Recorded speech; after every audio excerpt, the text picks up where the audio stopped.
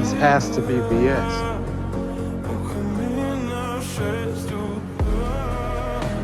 We love you more than heaven, our son.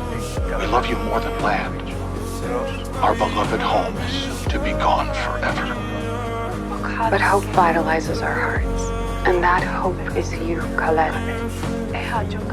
We have searched the universe for a home where you can do the most good and live out Krypton's truth. That place is Earth. I don't get it. What's bad about that? The people there are simple and profoundly confused.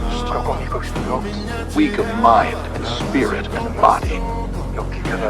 Lord over the planet as the last son of Krypton. Do us proud, our beloved son. Rule without mercy.